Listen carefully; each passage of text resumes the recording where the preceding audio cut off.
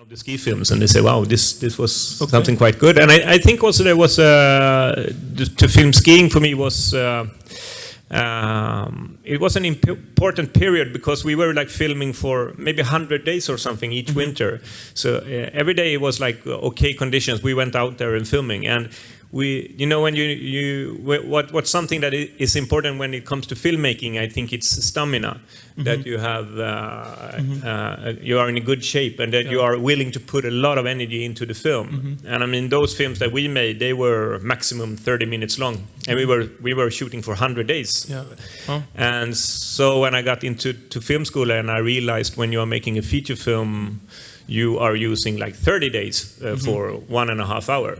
And I thought that was something that was that we immediately changed when I made the first feature that I made. We doubled the amounts of shooting days. So there's something about the energy that we are willing to put in there. And how could you do that? Did you have a lot of money, or did you just strip your crew to nothing? Yeah. I mean, the first film I made was it was me in the crew, and maybe a friend of mine that was doing the sounds, and so it was a very, very strict crew. But I also think there's so many conventions when it comes to film production in how we are doing films that actually the budget is not. You can deal with the budget in a different way if you want more shooting days. So when a producer is counting on how many shooting days we are supposed to have, you do it in general. You do as we are going to have 30 shooting days, and if you just start on we are going to have 60 shooting days, then we will use the budget in different ways. So in my opinion, it's not always making the films a lot more expensive, because it's just a different way of using the budget. And this was something I thought also the film school in Göteborg was really good in, because it had a way of detecting the conventions of the business and the conventions of film producing. And I think the way that we are producing film today is it's using the same pattern, so the film looks exactly the same. So just breaking the pattern of how we produce the films also makes a different language. And the film school in Gothenburg also was, they had like the one that started the film school and the one that was running it, they had like their inspiration was from the 60s, the French 60s and the new wave, and those kind of directors that were using a technical development to make new films.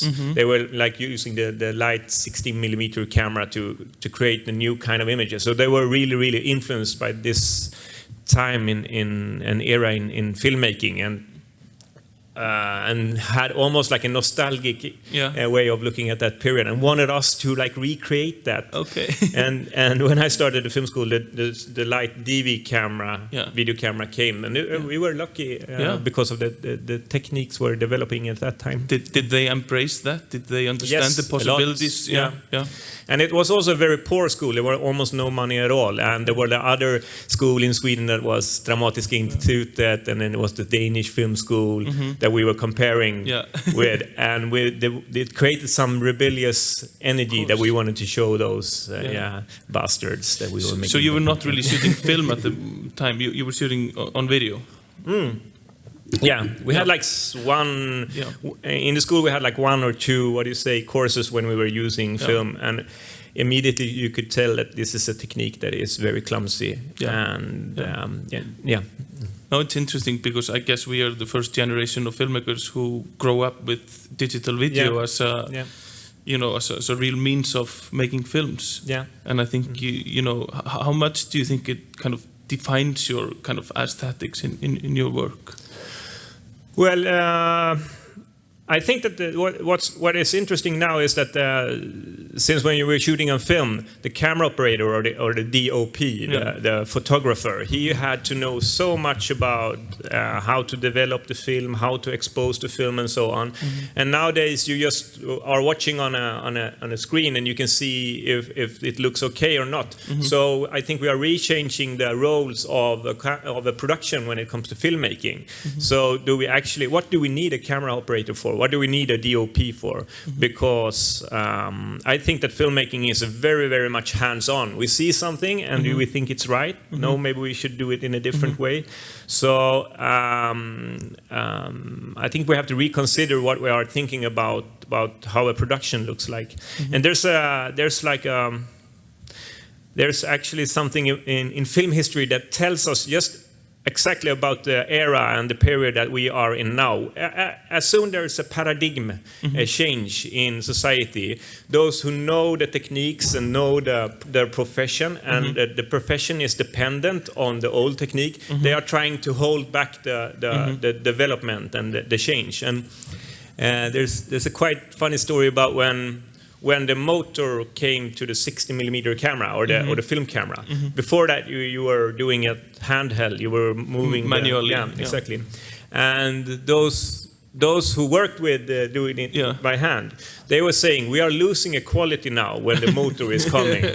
Because when there's a scene that is not very interesting, we are just going a little bit slower. And then when it's interesting, we're going faster. So I think you can immediately detect this when you see that people are trying to defend film and defend 35mm and defend that. It's very interesting to do. Great. You said before that you think, and you make a clear distinction between cinema and moving image, right? And you said that the most interesting things are happening on YouTube today. Yeah, definitely. Yeah. Or somewhere on the internet, I would say. I mean, it's interesting that in Sweden now, or in Göteborg, there's a young man called PewDiePie. And PewDiePie, he has the most, prenumeranter on YouTube. Followers. Followers on YouTube. And he's like 24 years old or something, and he have like, I don't know how many million followers he has. And he hasn't gone to any film school. He's just filming himself when he's talking about computer games. And he's like reaching, I don't know how many people that have actually watched his clips. And I didn't know about him, even though he lives in the same town that I do. But I got to know about him through my kids. So my kids were like watching something, and some of my favorite clips on YouTube are Battle at Kruger. I don't know if you have seen that. It's lions and buffaloes in a national park in South Africa. It's just fantastic. And he had 50 million hits, and I think this is amazing, 50 million hits. And PewDiePie, he had like 500 million hits. So I was like, what is this? and then he lives in Göteborg also. So it was you could see that quite soon we will be erased. It will be something totally different going on. And if the profession that we have, if we don't actually adapt to that kind of technical development and the way that we are using moving images, I think that cinema will be consider in the same way that we are considering opera today, that we actually don't think it has so much to say about the present, about society, about politics, things changing in the world. It's just like something that is built up around a convention and has the kind of, how do you say it, high-end culture expression that we are looking on a historical way. So as soon as there's something that I think is interesting or someone is sending to me, we are dealing with moving images. I think moving images is like the strongest expression that we are having in our time. For example, in Sweden, the young kids that goes to school, they don't even learn how to read and write anymore. And everybody's like panic in Sweden because they think this is that the school is getting worse. But the thing is that the expression of moving images is taking over. And I think that we're living in an image culture more now than in a text culture. So that's the way that we are progressing. And if we that works with producing moving images don't have this calculated in our own work, then there will happen other things that we are not. We won't be where it happens. And it was quite interesting when I made my feature debut, the Guitar Mongoloid, which I actually screened here in Iceland. It was the first time I was in Iceland, and It was the Nordic Council Prize. It was nominated for that. And it was screened here in Reykjavik, 4 p.m. And it was one person in the audience. And it was 3 of us from the Nordic Film Council Prize that were like on stage. And it was one person in the audience. And there was supposed to be a Q&A afterwards. And I didn't know how to handle this. No. So I just sat down next to him and asked, is there anything you want to ask me? And he was totally terrified. Of course. But when the Guitar Mongoloid was released, there were so many critics that said, this is not cinema, this is not film. And it was so obvious that they were using the word film in a wrong way, because they were using... Film is a word for a technique. It's the same way of photography. You are not questioning a photography when you see it and say, this is not a photography. Well, we see it's a photography. You have used the technique of photography. But when it comes to film, it's so connected to conventions. So suddenly people say, this is not a film. So there's something about... the work with film and working with film that is very, very interesting, because it's so easy to break a convention when it comes to film and do something that is unconventional. And interesting. I'm curious to know a little bit about how you write, or because your films are kind of documentary oriented. They feel very kind of organic, performances very natural. I mean, how much is improvised, or do you completely follow a script when you start shooting, or what is your process like? I think the process is very often that I find a situation that I think is very, very interesting, that I think is easy to relate to, and that has a dilemma. Because all the situations that I think is interesting have a dilemma, that you end up and you have different choices, but none of the choices are easy.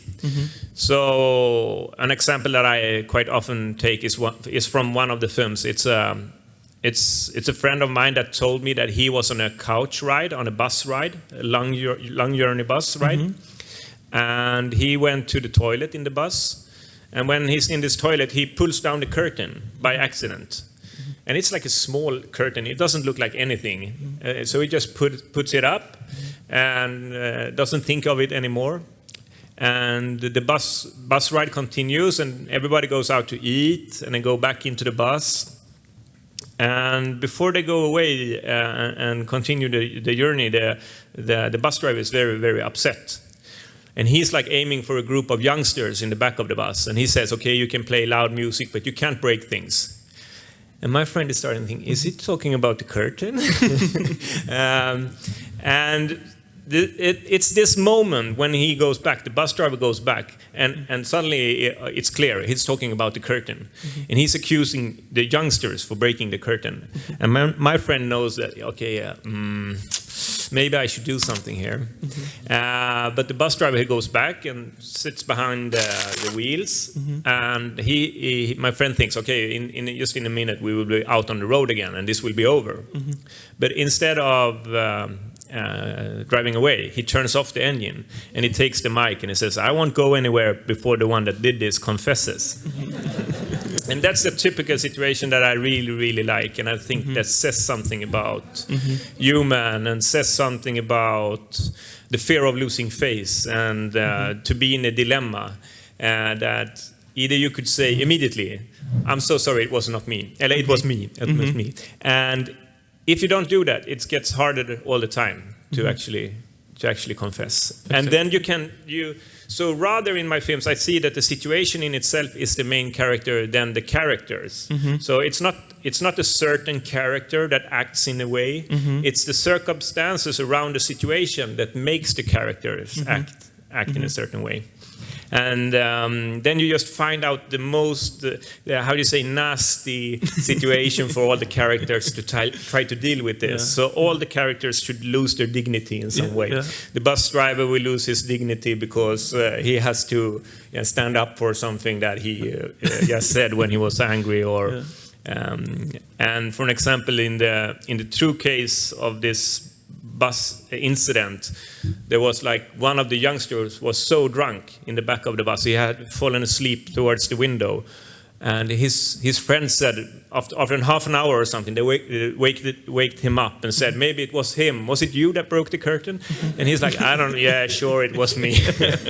And then they continued. But what I thought when I made the film, because I used this incident in involuntary, eller det ofrivilliga.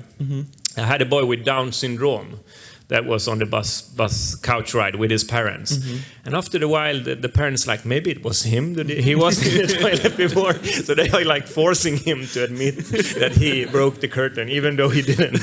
And I'm always trying to find, because if you look at like American cinema or Anglo-Saxon cinema, there's always a moral that you are supposed to teach to the audience, and I think it's so boring, and it's not creating any knowledge about how we react or how what we are able to do. But when we are focusing on a situation and we are changing the setup to make the characters do really, really stupid things, then I think actually that we can learn something about how we behave and how we react, and the mechanism of being a group animal and being a human.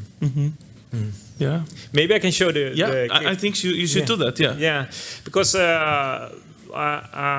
maybe some of you have seen it before, but as I was talking about that, I think that the best moving images or the strongest ones are on YouTube. I have an example that I think is a very, very powerful clip there where someone is trying to avoid losing face. And it's an interview on BBC, a live broadcast interview. And the one that is put up for the interview is there's a mistake. He's been mixed up with someone else. I think we can watch that clip, and I want to show you the moment when he's losing his face 2 times. We will watch it first now, and then we will go back in because it's so beautiful.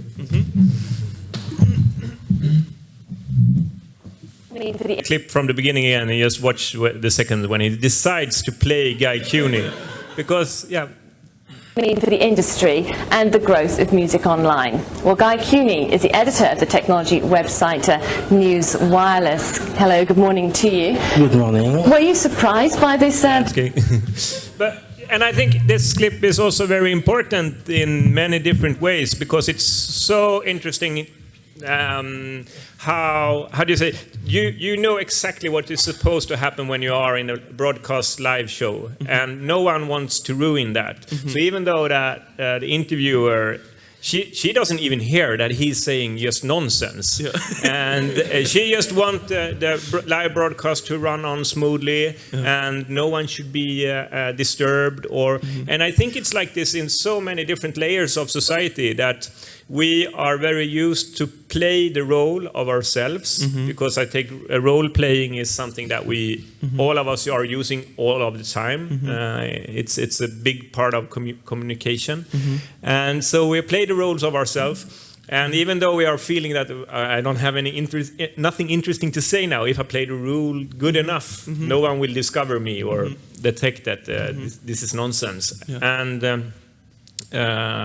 it would be interesting to see him like perform this role a couple of times. Suddenly he will be a quite good internet expert, I think. Great. Yeah. Great. So is this where your inspiration comes from? Do you spend a lot of time watching YouTube videos? No, but I mean, people are sending clips to each other, and I think that I saw this for maybe a year ago or something, but I think it was like highlighting the exact thing that I was interested in my films, the moment that you are trying to avoid losing face, and that we are, I mean, humans are so willing to go very, very far to avoid losing face. And when for an example, when I made Involuntary, I was inspired of engineer André, that was an adventurer in Sweden that tried to fly to the North Pole in a hot air balloon.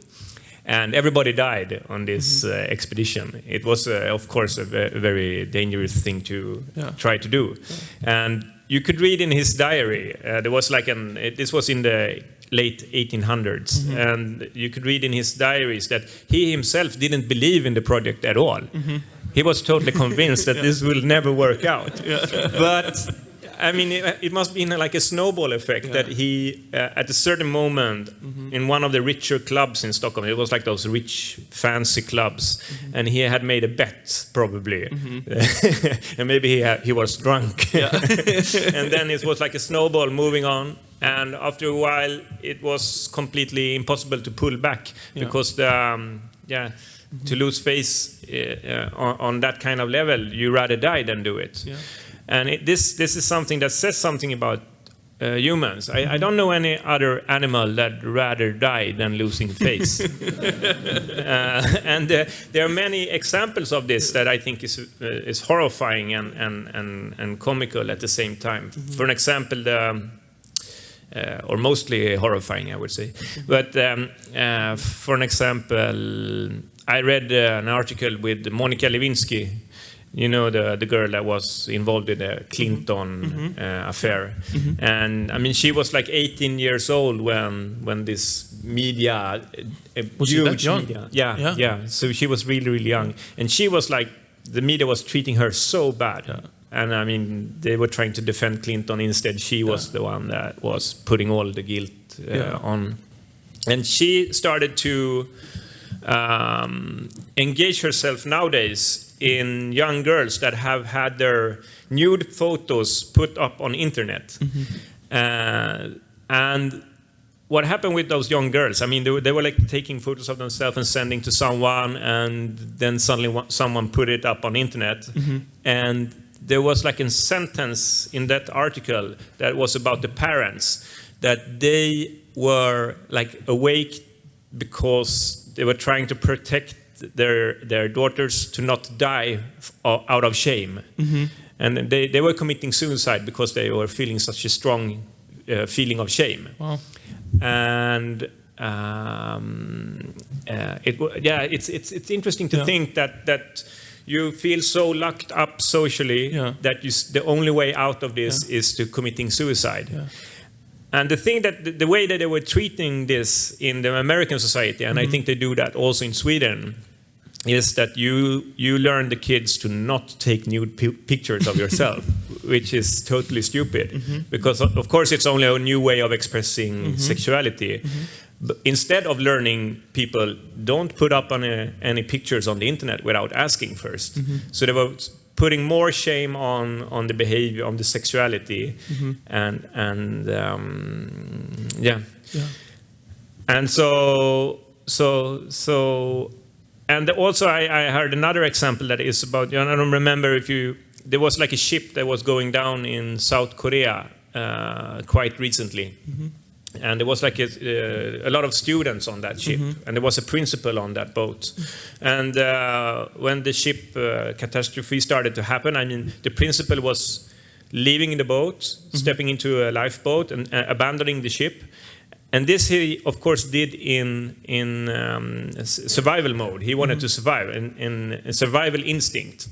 But when he got on shore and he realized what he had done, he decided to commit suicide. So in a rational way, you are deciding, I will end my life. But when survival's instinct is taking the control over you, you try to survive. So there's something about human projecting images on themselves, and the way that you look at yourself when it comes to other people, and the way that we have the possibility to see ourselves from the outside is something that is very, very strong, and creates a very different behavior than when it comes to other animals. And that is something that I'm very, very interested in. Are there any questions from the audience for Ruben? No? Yeah? It's very interesting what you're saying. I would really like to know how you work with your actors, especially the younger ones. Well, yeah, sure. We were a little bit talking about it before, how much is improvised and how much is written and so on. And I think when I have like a situation that I told you about, like in the bus, you have broken the curtain, and you want certain things to take place. I very often use improvisations when I do the casting. So, for an example, we are focusing. We have the video camera put up on the face of the actor, and we play out the scene of the bus driver that doesn't want to continue the bus drive, and I look at the expression of the actor, and I always tell the actor, if you have the feeling in your body that you want to say, "Hey, it was me, I'm sorry," then you have to follow that impulse. You have to do like what feels organic for you. And if I want the actor to not say anything, then I can change the setup. Then I have to change the setup. For example, if the bus driver is just next to the actor, when he says, "Okay, I won't go any further," before the one that did this confesses, if the bus driver is just next to the actor can grab the bus driver and say, "Hey, it was me." But if he's like 10 meters away, back in the bus, then he doesn't have the possibility to do that. So the setup for what's possible to do in the scenes is very important for me when I do the directing and when I do try to find out how the scene should take place. And what I do a lot is that I'm in the improvisation myself. For example, if someone is playing the bus driver, I will be the one that plays the one that have broken the curtain. So I can feel in my body if there's something in the scene that doesn't work, or if I have to change something to make the scene more possible. And so that's a way of like trying to find out how a scene should work, how it should be as strong as possible, how it should be realistic. And is that something you do during the casting, or is that like rehearsal? Also during the casting, and then of course things changes when you're coming on set and you see the frame and you see how everybody are sitting in the bus, and we try it once more, and suddenly you have new problems, of course, and the process of making a film is just meeting new problems all the time. So the script is also, of course, changing during the shooting. And but do you rehearse a lot? It depends on which scene it is. Some scenes we rehearse quite on the much. Location. And so I guess the actors have a good big part in actually being true to their self and how they would react. And then we try to find out the strongest scenario, what points out what we want to highlight, and when it comes to the casting, it's very important that the actor have the possibility to detect themselves when they are stepping up and acting in a way that they wouldn't do. Because if you don't have the sensibility of feeling this, then it's hard to use the instrument of the actor, the instrument that the actor have by themselves. But if they have the ability of doing, I have to stop here now because that didn't feel right. So as soon as they can detect this, I think they are able to play good. And then you only choose who has the strongest expression. So therefore, it must be horrifying to being an actor, because you only go for the actor that have the strongest expression. So many of them are quite good, all of them. But the one that have the strongest expression is a lot about the face. So you could say, I'm sorry, it's very personal. It's about how you look. That's why you got the part or not. And actually, they should take this as something that makes it more easy to, okay, I can accept that I didn't look in the way that was the most efficient way. For if you look at Tourist, for the man that should run away from the avalanche and then come back to his family. If you have, I was thinking of Viggo Mortensen from the beginning, someone that is like is a hero, masculine. Exactly. And for him to come back to his family is much harder than if it comes to a man that is. You can see that he's soft and can play on his emotions and talk, and he has the easy way of talking. So I always want the hardest setup possible for the characters. And then when we are on shooting, I mean, what as I talked about before, that I want 60 shooting days instead of 30. Because what are making us reach a level where I think we can do a little bit better than you can do on a normal production is time. So we have time to think about the choices that we have made. So the actors have time to actually do a decision.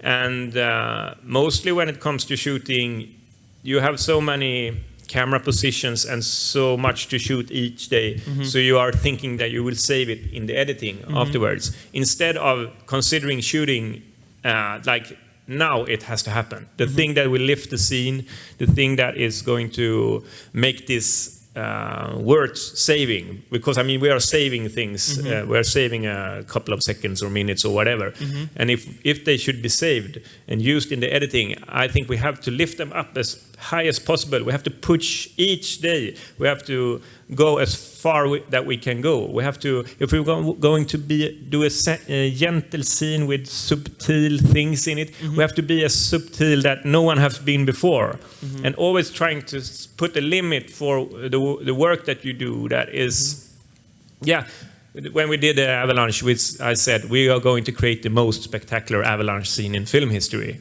And when you say this, you put up a goal for everybody that works with the scene. So I mean, the scene almost directs itself, because the set designer, the one that are working with CGI, the actors, everybody understand. Oh, okay, the most spectacular scene in film history. Then we have put a lot of energy into the scene. And for an example, when it comes to young actors that we were using in play, that was a very hard film to direct, I think, because there were like 8 of those young boys in the frame all of the time. So, and if one of them were not concentrated, we couldn't use the take. So it took a lot for 8 persons to be super concentrated. And I mean, they were around 12 and 11, the youngest of them. And what we did during that shooting was, for the tram scenes, there are scenes that are quite long in a tram or in a bus. We had 3 days on shooting those scenes. One scene in 3 days. One scene, exactly. And we did it in single shot takes. So on the start of day 1, everyone knows that we are going to work 3 days with this scene.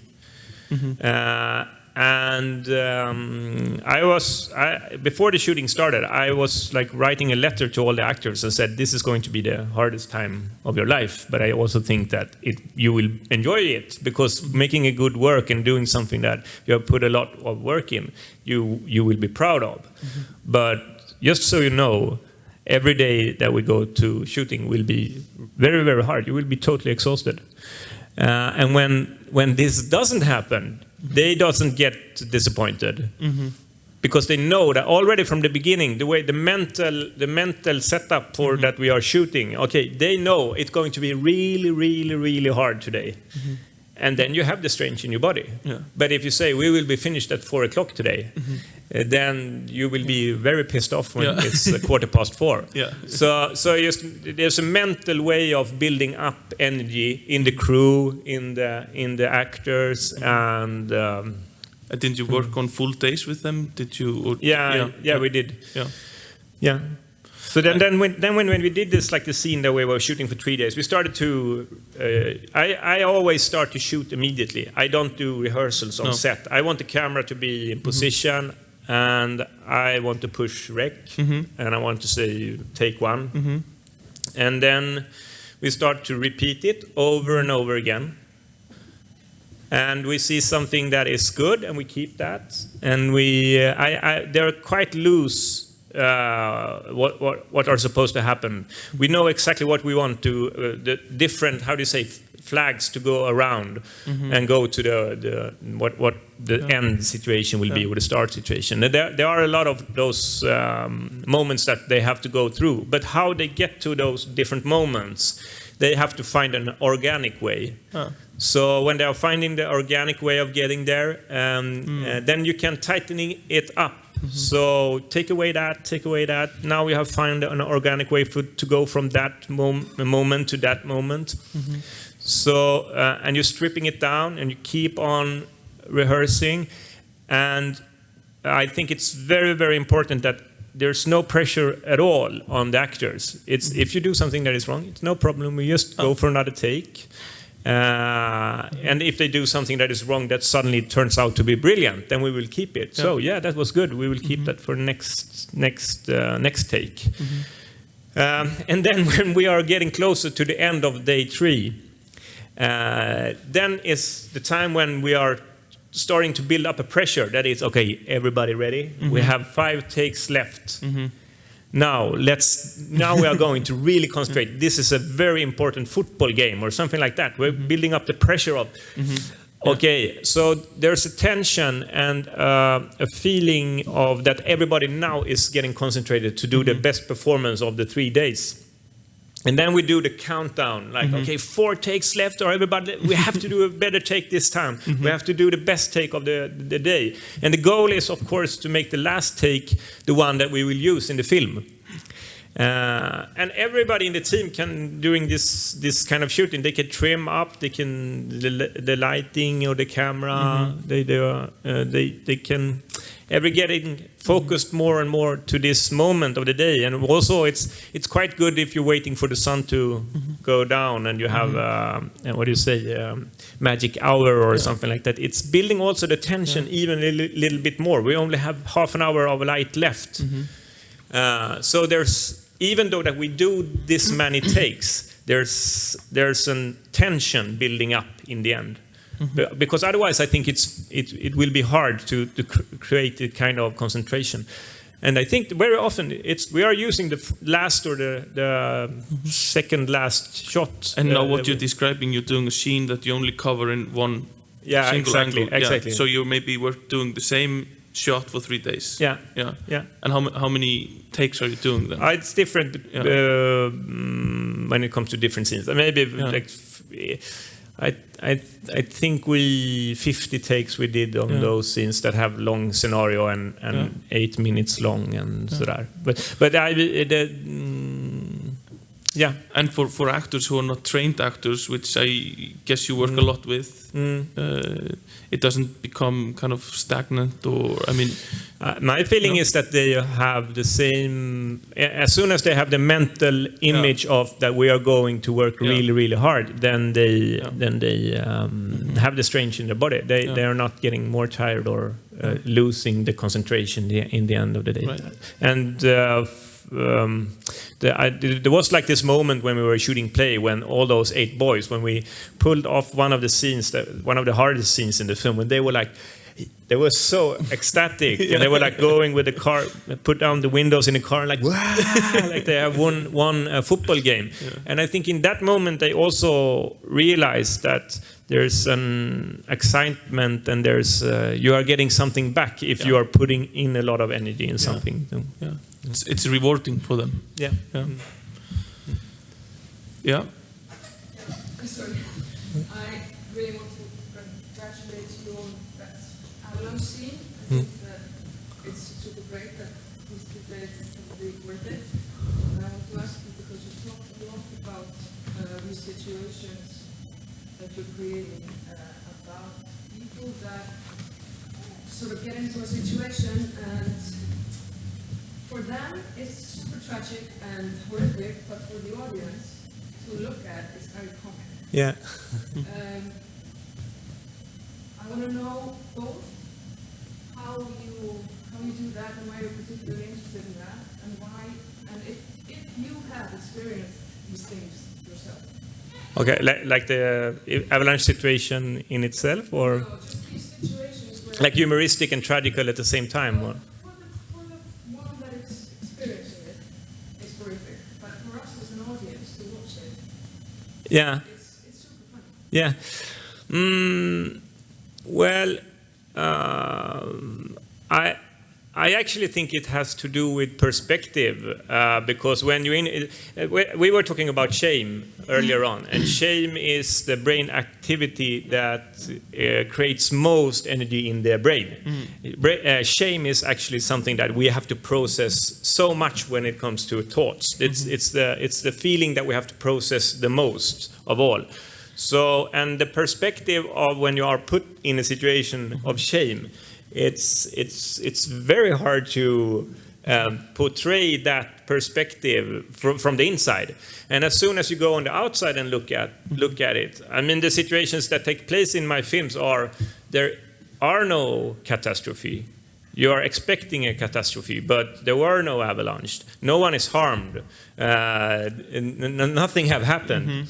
And they are trying to deal with the brain ghost of what could have happened or what you have showed of yourself. And as soon as you zoom out a little bit and you look at these actions from a little bit outside, it becomes comical, I think, because of course there are tragedies in life that are so much bigger than for like a well-to-do Swedish family staying on a 5-star hotel in the French Alps, dressed in neon colors with the Google mirror glasses on them, and they are the way that they are treating this relationship problem is actually, I think it's ridiculous.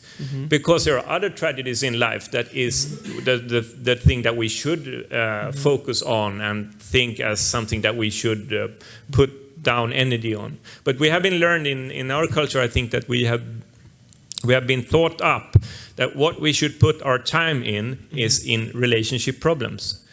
So all the culture that we have seen and are reproduced over and over again is based on relationship problems.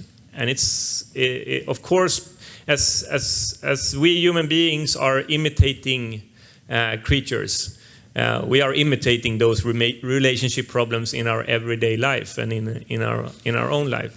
So yeah, I don't know if there's an answer. That's an answer to your question, but I think the perspective, as soon as you zoom out a little bit, you see how trivial those problems are. There's I can. Maybe we shouldn't look at it now, but there's a clip on YouTube where they have created.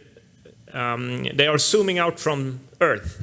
They are starting on the Himalayas, and then they are zooming out from Earth, and then go further and further out in space. And I think they go like 78 billion of light years out in space. And when you see Earth from that distant, I mean, the perspective of Earth at that moment creates a very existential, strong feeling that makes all the silly problems that are here total trivial and nothing to put any energy in. So yeah, I think we have to zoom out a bit. Yeah. Great. I also wanted to ask you about the camera, how you choose your angles. I mean, you used to at least construct your films around usually a single shot, per scene, and I wanted to talk to you about the wide shot versus the close-up, and I mean, you give the audiences a lot of time to kind of reflect on your images. Completely different from mainstream cinema, which is always kind of controlling where to look and all of that. Can you talk a little bit about this? Yeah, sure. I guess in the beginning when I started with this aesthetic to have a single take shot and also a fixed camera was to create limitations for myself because I think that limitations creates energy. If I have too many choices, then I get confused. And if I know that I have to film this scene from one angle with one fixed camera, then I can say, okay, I can't stand over here, I can't stand over here, but here, somewhere here is a possible place to put the camera. And so that's what I thought I used with it from the beginning, to try to create limitations that created energy for me. And when I did this, I also think that I detected that there was a kind of humor in the single take shot that I didn't see when I was cutting the scenes together. And this is something also that you are talking about, that the trivial humor that suddenly appears when something very dramatic happens and then something very trivial is happening. For an example, before the avalanche goes in Tourist, the last sentence is, isn't there any Parmesan cheese? And then you hear puff. And it highlights something when you have that in a single take shot, and it happens in real time. And maybe we should look at Incident by a Bank. I don't know if you have seen Incident by a Bank. That is a reconstruction of a failed robbery attempt that I was an eyewitness to. Because it's very interesting to see the difference. I mean, often when you see robberies in cinema, the guns going off are the most dramatic moments of the scene or in the film.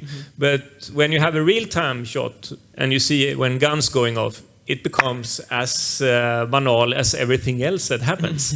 So maybe we can look at Incident by a Bank, and I can tell you. I think we only have 10 minutes left, but I don't know how strict we are on time. If we can, keep going. It's around 10 minutes. So. Okay.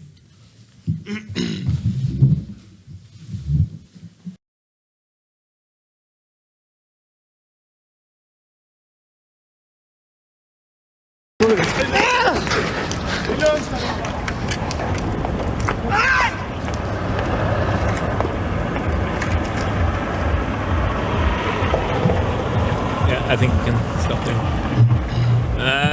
But what was so interesting when we actually did was, it was, as I said, it was like a failed robbery attempt at me and actually the producer, Erik Kemmendorf, that I have been working a lot with. We were supposed to go to Stockholm and try to find funding for Involuntary, and suddenly we see this incident taking place on the other side of the street. Really? Yeah. And it was like the reality became so absurd that it was surreal. And I was wondering why I had so many expectations on what should take place instead, because I thought I know what a bank robbery would look like. Even though I never have seen a bank robbery before, I had an expectation what it would look like. And the reality didn't fit in that expectation. So I became I became the passive witnesses that you can see. Erik actually wanted us to call the police, and I was like, no, there's no reason for that, because, under the desk, there's like a button that they just push, and the police will be informed immediately. And this is something I don't know anything about, of course, but I've seen it in the movies. So it was so obvious that there were so many references from movies that I was using when I was trying to locate myself into this situation. And what happens instead is like the robberies are very confused. Everyone else is very confused. When the guns go off, there's no panic at all. Life is just continuing to happening on the street. No one is getting scared. People are getting closer to actually try to see what is happening. And I remembered me and Erik was the only one that was taking cover. And we were like going behind a corner that was glass. So we could see through that corner. And we're taking up the cell phones and trying to film it.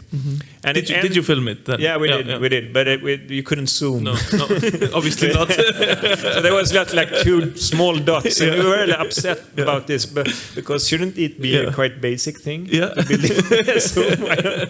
And so there was so many trivial things that happened when this dramatic event was taking place on the other side of the street. And in the end, the robber was like pushed down to the street and was in his most, tragic, dramatic moment in his life, maybe. And me and Erik, he was like, maybe we should go now, otherwise we won't make it to the meeting. So we were continuing, and our life was continuing like this didn't take place. And when all the moments that I have seen in cinema was, of course, that the world is just stopping and watching, and the main character of the film, the feelings that the main character of the film are having is very important to everybody around. And it was a great conflict between what I have expected and what happened. And it was also interesting because I think, of course, the robbers also have been affected of references that they have seen in action movies, and they thought of how they should proceed and do this was of course they had a clear image that they have taken from somewhere. Was it their first robbery? I don't know, but I guess I don't know, probably. No. I guess I guess this is the way that most robberies takes place, that someone is very under big pressure, and you have to do something that makes you do irrational choices. But the biggest tabloid in Sweden, Aftonbladet, when they were reporting about this robbery, the headline was, robbery attempt could have been extremely well planned. That was like, and they were, I think they were using the references of movies when they was writing about this. The journalist that got the information started to, and he had some kind of other reference when he was writing about, he could see the robbery almost take place in front of his eyes, I guess. And and I was starting to think a lot about in which way moving images are changing people's behavior. And I heard like an example, the author of Gomorra, the book about the mafia in Neapel. He said in an interview that like half year after a Quentin Tarantino movie was released in the world, the young gangsters in Neapel, they started to shoot with the guns on the side like this, in the gangster style grip. So they were running around and shooting on each other like with a gun on the side. And the consequences of this, that it's very hard to hit the enemy. So they were running around and shooting on each other, and the shootouts became very, very bloody. And the police had a mess cleaning up afterwards. So we are believing that humans are rational creatures, but I think that we are imitating creatures. We are imitating the things that we see, and I think that images and moving images have a kind of power over humans that we are taking seriously as we should do today. We are thinking of it like, for example, maybe we can show the Aftonbladet, the still image that I made. I think that if we are reproducing images, the images that are reproduced most is the one that have biggest influence on humans. And it doesn't matter if it's a documentary image, if it's a commercial image, I mean, or if it's a fiction movie images. We are imitating the images that we see. And for an example, in the way that they were reporting about Breivik in media, I think will have very, very strong consequences, because they have put up his image on every front page, on every paper in the world, and he is playing out this martyr role that he is trying to play. And of course, this is affecting people to try to imitate that. And if you want to have the same kind of exposure that Breivik had, you have to exaggerate the violence that he did. You have to do it even further. And I think this is, you see the rhetorics that he is using. I'm full of hate and I love it. And now we don't see the quote from the Al Pacino movie. That's from Scarface, and that's a film that a lot of criminals are talking about when they are talking about what they have been influenced in. And he has the exact same rhetorics, and for me it's very, very obvious that he is imitating. That's from the Jukkola high school massacre. He is imitating images that he have seen. And in Aftonbladet, in this number, they had another Al Pacino movie, but I think the next one was with Scarface was included. So if you bought Aftonbladet, you got the Scarface movie. And this very, very naive way of using images is creating behavior, are creating consequences, and I think it's not something that we don't take that seriously today. And I think it's something that we have to reconsider when it comes to talking about moving images instead of talking about cinema. I think the future of moving images have to include a discussion about the potential power that images have on humans. And I think the potential of moving images is something that we can use in both a very, very good way and also in a very, very bad way. Do you think the effects of this have multiplied with digital technology? No, I don't. No, it's an old thing. We haven't understood it yet. What we were hoping for when we come to the digital technology was that we will have a bit wider spectra of different images, but that has not been the situation. I mean, we are reproducing very, very stereotypic image of how to be a human or what it is to be a human. So that's the sad part of that the digital technology. didn't make us like even more complex creatures. It made us instead more like simple, more simple, more stereotypic, and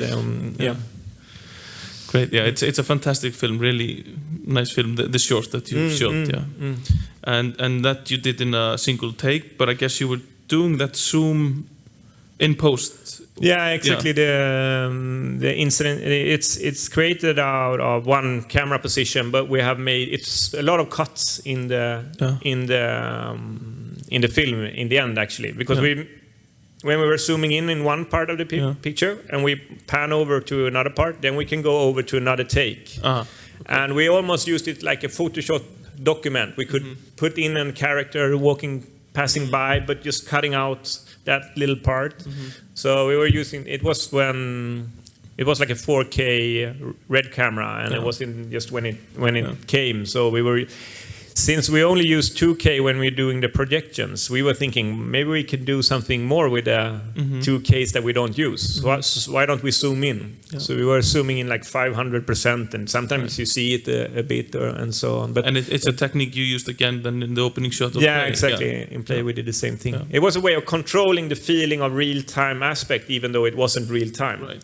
So when we did Incident by a Bank, it was only 16 takes. And that's very unusual for me to do only 16 takes. But from those 16 takes, we could like create exactly the kind of scenario that we wanted. Okay. Any questions? Yeah. I would like to hear like you said, you worked 60 days. Did I hear right? 16. 16. Yeah. 16. Yeah. Do you then adjust your crew? You know, the size of your crew. I don't know. Yeah. Okay. Is this working? I think everyone can hear me. Okay. Okay. Do you then limit how many crew you are? Now I'm thinking about the budget. You know how you manage to get so many days.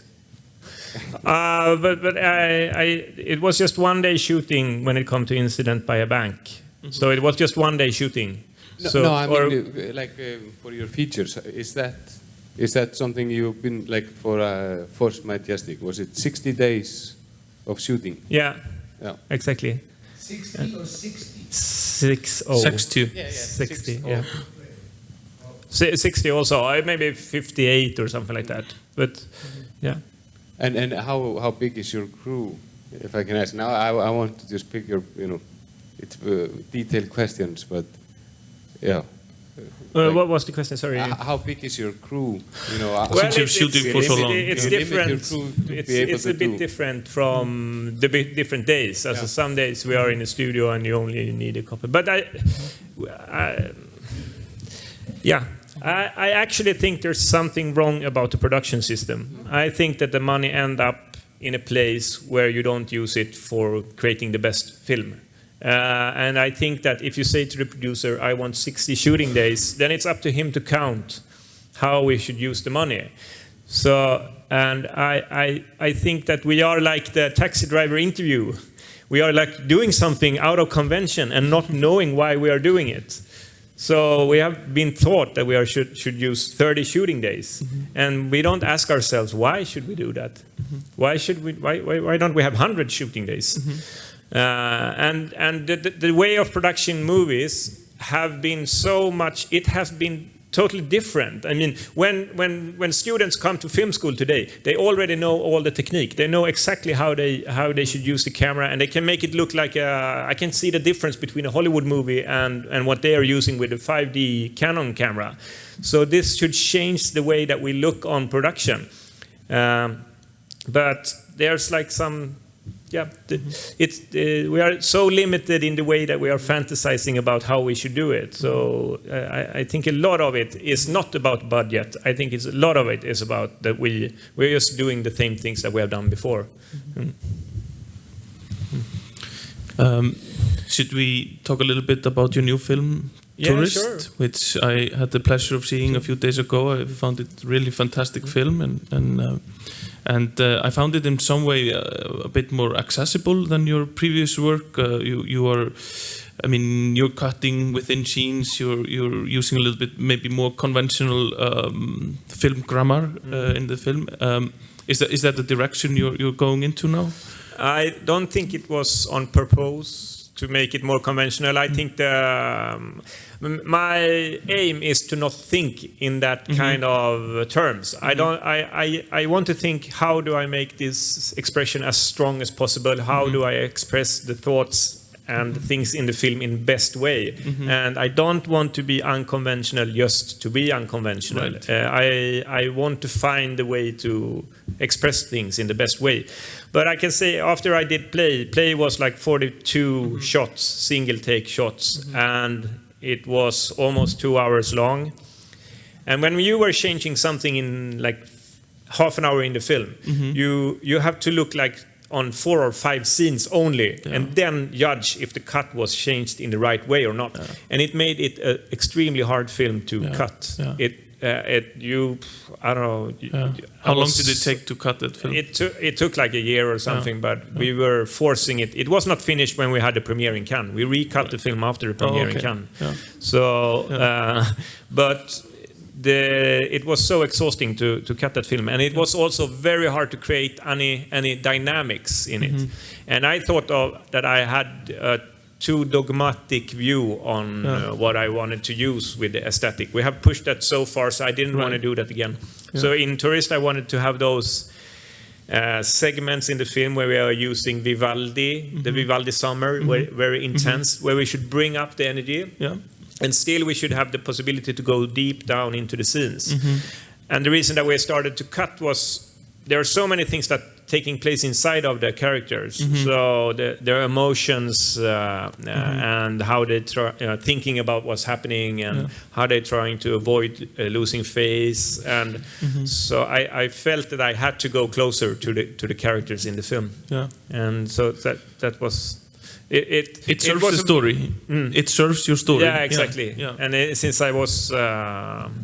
but it's interesting to talk about, when we talk about Tourist and talk about the incident with the avalanche, the man that is running away from his family, and there is no catastrophe, so he has to come back to the table, and he has, there's a big crack in the family now, even though nothing happened.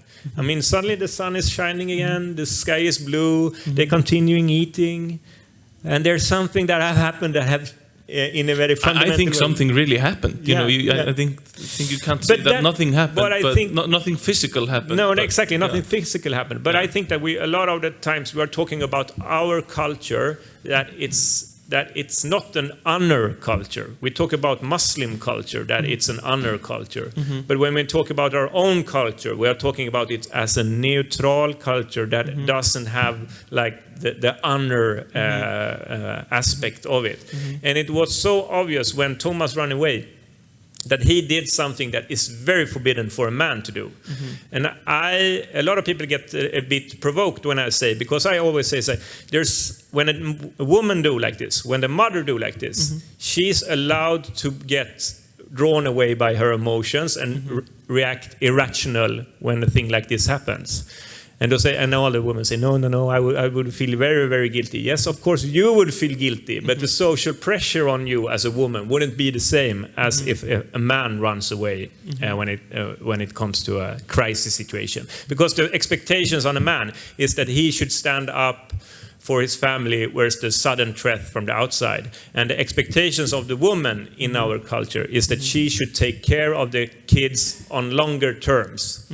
So I think an opposite crime for a woman is that she is not living with her kids, for an example, after a divorce or something, that the father is taking care of the kids and the mother is like seeing them one in each week or weekend or something. That's a similar thing. So I think the situation, actually the film The Tourist came out of this exact situation, this setup, the father doing something that is very forbidden. And I started to read different sociological studies about catastrophes, ferry catastrophes, and also about airplane hijackings. And when it comes to the statistic on airplane hijacking, you could see that the frequency of divorce is extremely high after an airplane hijacking. And so even though everything went well, and people are getting divorced. Yeah. And of course, this is about that you see a side of your partner that is, I don't want to continue living with this person. And even though that we are thinking of ourselves as rational, intelligent people that are, that we can accept different sides of humanity and so on, when it comes to this kind of betrayal, we have a very, very hard time to forgive. And the other sociological study I read was about ferry catastrophes. And we have a lot of expectations on ferry catastrophes, and they come from Titanic, many of them. We think that men will stand back, and women and kids will go into the lifeboat first. But when you see on the percentage of survivors when it comes to ferry catastrophes, you can see that men in a certain age are the one that survives. The one that dies are women and kids. They are I mean, for Estonia example, I think there were two persons that were under 16 years old that survived. And the absolutely highest percentage of survivors is the crew and the captain. We think of the captain as someone that stays on the boat, but the captain very, very often abandons the ships. Like, for example, the Captain Coward. I don't know if you remember him, the captain on Costa Concordia. I think he was very, very, it's a good example. Very inspiring, because also the way that he started to lie to avoid losing face. He said that I fell into the lifeboat. That was his way of trying to explain his behavior. And I think that we have to see this desperate way of trying to avoid losing face in a very gentle way, because the role of the man is to be, how do you say, you have a country that you are supposed to stand up for, you have a football team that you have to stand up for, you have a family that you have to stand up for. There's something about the role of the man that is always connected to a higher purpose. And so when this happens to, for example, the captain of Captain Costa Concordia, when a human comes to the moment when you are supposed to lose your identity, that's the most painful of all that could happen to a human. Says a lot of philosophers and psychological, psychoanalytics. And when the captain is like facing losing his identity, then we are becoming very, very desperate and trying to avoid this. The most vulnerable. And it's also interesting when we look at film history, because I think the most reproduced character in film history, maybe it's not the man as a hero. It's the second most reproduced. I think the most reproduced character in film history is the woman as a sex object, and then it's the man as a hero. And when you put this up to the statistic, that men are actually the one that abandons their family, when the survival instinct, the survival mode puts in, the culture is put away. And there was just something about this that was interesting. It's fascinating. I encourage all of you to go see this film. I think time is almost up, but I know you're working on something new at the moment. Is it something you want to share quickly? Sure.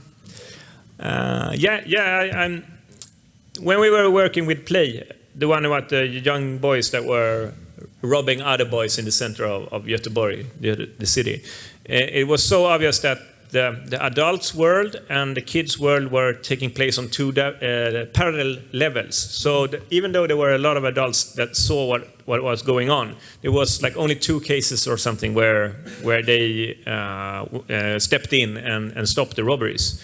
So it was like this typical passive witness behavior that we often tend to end up in when we see things in public. And there was someone that was telling me something about the present, about the society today that I thought was extremely interesting. There was a friend that is around 70 years old. And he told me that when he was 6 years old, his parents put an address tag around his neck and put the address to his apartment on the address tag. And in that time, we saw other adults as someone that could help our kids. And if I look at the attitude to other adults today when it comes to public spaces, they are threatening our kids. And it's a totally different view on looking at other people that are in our the neighbors. Public, and also in Göteborg, for example, they are building the first gated community. And a gated community is when you have a fence around a couple of houses. So we are losing trust in what we have in common. We are losing trust in what we have as our responsibility. So when we were thinking about this, the idea came up to create a space that reminds us of the common responsibility, to create a symbolic place that should be put on a strategic place in Göteborg was the idea from the beginning. And this place, for an example, could be like a square. A white square just put on physically on the street. And if you need help, you can go and stand in that square. Then the other people that sees this, they have to walk up to you, address you, and ask you, "Excuse me, can I help you with something?" Because that's a culture that we will build around the square. It's almost like a crossing place in the street. The cars know that you have to stop when you come to a crossing place. And if you, for example, if you're tired and you don't want to carry your luggage, you can put this in the square, because in this square you're not allowed to steal. So the film in itself is a European city where they have put up this square, even though it's a very utopic idea. We want to try this in society. And what I think is interesting about it is, of course, the square is almost more important on what's on the outside. I think a city where you have a square like this will change the total attitude of a city. So you actually want to put this up, and it's sort of a performance. It's going to be a fiction film, but we have that's the setup of the film. And the first part of the film is more like public spaces situations where we have examples of how we have a hard time to react and do something. But the second part is when the beggars are coming to the society. People that have a total different economical situation. And also of course, the beggars will start to use this square. So from the beginning, there were almost no one in the square at all. But in the second part, there's not space for all of them. And how should we treat a person that is putting themselves on a total different level on yourself? Should we keep up their begging with giving them a small amount of money, or should we change the fundamental situation for those people? And so that's a kind of setup. It's a lot of valid questions. And where are you in the process? Are you already writing, or you're researching? Researching. Yeah. You spend a lot of time researching on your projects. Like I mean, they are changing things constantly when we are doing it, but it takes like 3 years to do a film, I think. So 1 year of researching and trying to figure out what's supposed to be in it, and then shooting and editing. Okay. So in 2 years we will see this film. 3 years. Great. All right. I want to thank you very much. It's been a lot of fun, very interesting and generous of you to share your thoughts and your work. And thank you very much.